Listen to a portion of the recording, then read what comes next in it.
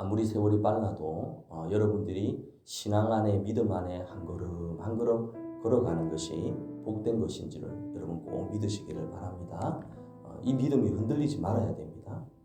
시대가 조금만 눈 돌려보면 참 이런 시대가 어떻게 왔지 하라고 생각할 만큼 좀 이상한 시대를 살고 있습니다. 여러분 가까이 아시겠지만 믿는 분들도 바르게 신앙생활 하는 사람들 찾아보기가 좀 많이 힘듭니다. 그래서 제가 우리 동교회 성도님들한테 부탁드리잖아요. 별다르게 신앙생활 하는 거 없습니다. 지금처럼 예배 잘 드리고 힘든 일 있으면 기도하고 또 감사할 일 있으면 감사하고 이렇게 하루가 또 일주일이 되고 맞죠? 일주일이 한 달이 되고 한 달이 2달 되고 6개월이 되고 1년이 되고 이렇게 살아가면 저는 그렇게 생각합니다. 여러분들이 그렇게 살아가면 자연적으로 빛이 나타나게 돼 있습니다. 어떤 청년이 이번 주에 누가 전화가 와가지고 그러더라고요. 도저히 못 살겠다. 힘들어서 못 살겠다. 하나님 말씀대로 살면 죽을 것 같다. 저는 그 얘기 들으면서 이 친구가 제대로 살고 있구나 이 생각을 했습니다. 별로 하나님 생각 안 하면 편안하거든요. 그냥 막 세상의 방법대로 편안하게 살아가면 아무 문제 없습니다. 근데 이 친구가 말씀대로 살려고 하니까 힘이 들고 그래서 제가 그랬습니다. 네가 정상적으로 살고 있다고 내가 기도해 줄 테니까 힘내라고. 억울한 일 당하고 막 분노가 일어나도 참고 기도하고 믿음으로 가면 목사님도 부족하지만 경험해 보니까 당장은 힘들고 어렵던데 결국에는 나중에 하나님도 알아주시고 세상 사람들도 쟤가 진짜였구나라고 인정해 줄 날이 온다라고 이렇게 권면을 해 주었습니다. 시대가 진짜 악합니다. 옛날에는 죄라고 생각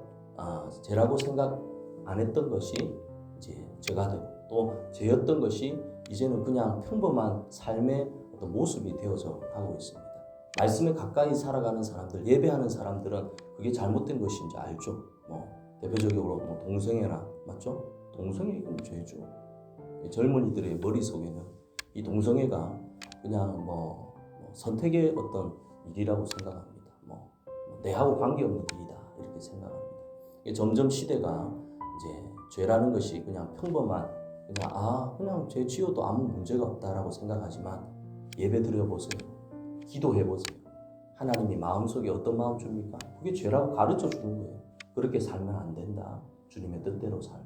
오늘도 본문에 보면 정말 어려운 말씀을 우리에게 하고 있습니다. 저도 이 말씀 들을 때마다 가슴에 찔림이 많습니다.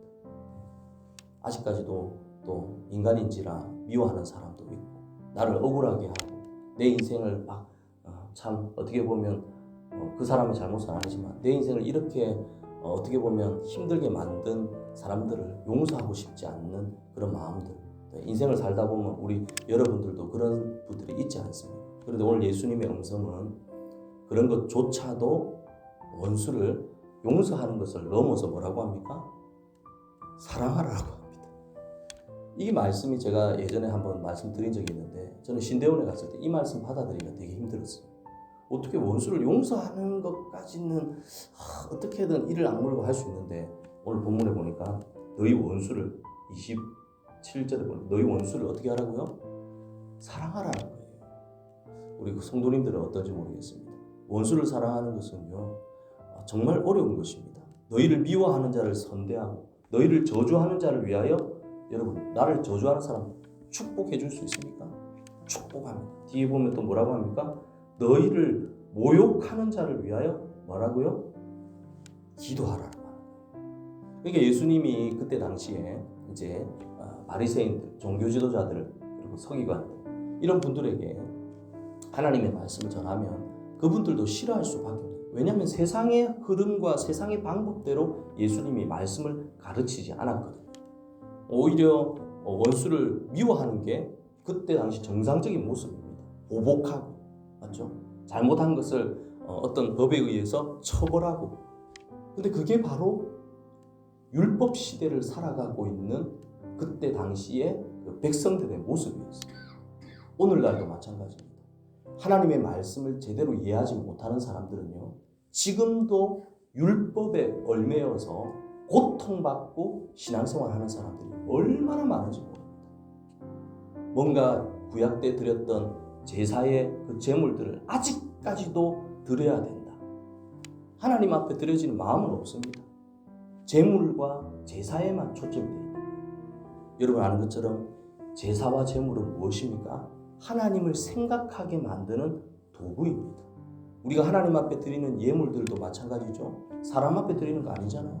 이 예물을 하나님 앞에 드려지는 마음이 그 속에 담겨 있어야 되는데 구약 때는요, 그게 아닙니다. 그냥 그 법을 지키기 위해서, 그 정해진 법을 지키기 위해서 살았던 사람들이 그때 구약시대 때 사람들입니다.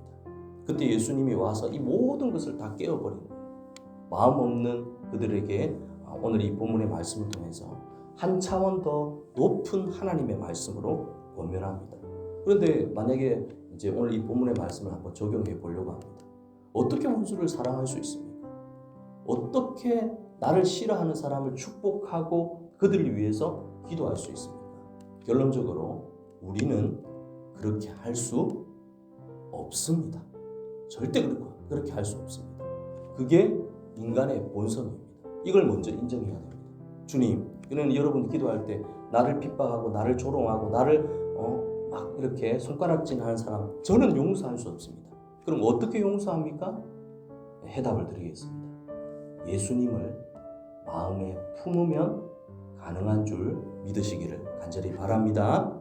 왜냐하면요, 예수님이 직접 모든 고난과 비방과 모든 아픔을 다 당하셔서 이 예수님이 우리의 마음을 다 알고 있습니다. 여러분 아시잖아요. 하나님의 아들이신 모든 하늘의 영광을 버리고 이 땅 가운데 왔는데 피조물에 의해서 돌아가셨어요. 자기 제자들에게 배신당하고, 어떻게 보면 이 예수님이 이 사람들을 용서하는 이 마음이 없었다면 우리는 용서할 수 없어요. 그래서 우리가 예수님을 품으면 예수님이 가지고 있는 원수를 사랑할 수 있는 그 마음을 품을 수가 있는 것입니다.